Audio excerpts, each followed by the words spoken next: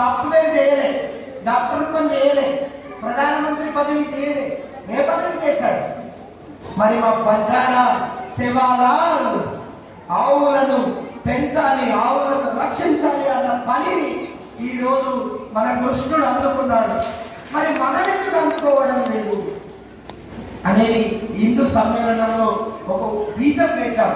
ఎందుకు అని అంటే ఆవును మేపాలి అంటే ఇప్పుడు భూమి లేదు, అడవులు లేవు, కొండలు లేవు, ఒకవేళ గోశాలలు ఉండొచ్చు, కానీ ఆవు ఎంత దూరం నడుస్తుంది?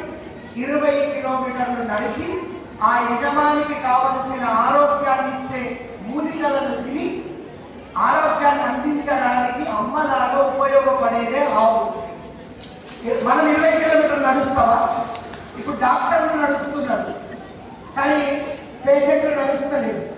పోనీ మీరు ఎంచుకున్న మేకలు నడుస్తున్నాయి, గొర్రెలు నడుస్తున్నాయి, కోళ్ళు కూడా 1 కిలోమీటర్ నడుస్తాయి, కానీ మనం నడిచే పరిస్థితుల్లో లేదు. ఒకవేళ పెంచిన గోశాలనే గడ్డి, గోశాలనే నీళ్ళు 2 కిలోమీటర్లు ఉండొచ్చు. కాబట్టి పెళ్లిళ్ళలో కూడా గోవులు ఇవ్వాలి అని 16 దానాలలో గోవులు కూడా ఒకప్పుడు దానం ఇచ్చేవారు. కానీ ఇప్పుడు గోవులు దానం ఇస్తున్నారా? ఏమిస్తున్నారు? గోవు బొమ్మ వెండిది ఏపించి గోదానం సమర్పయామి అని అంటే అది గోవు కదా.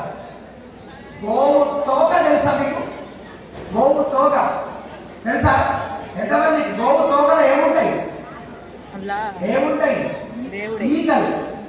ఆ గోవు ఈగలు ఏం చేస్తాయి?